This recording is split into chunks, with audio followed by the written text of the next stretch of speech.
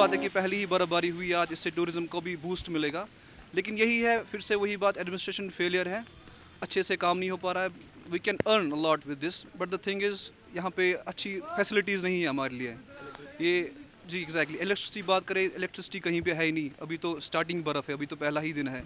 आगे आने वाले 4 महीने कैसे रहेंगे वो तो ओबियसली पता ही है सब लोगों को।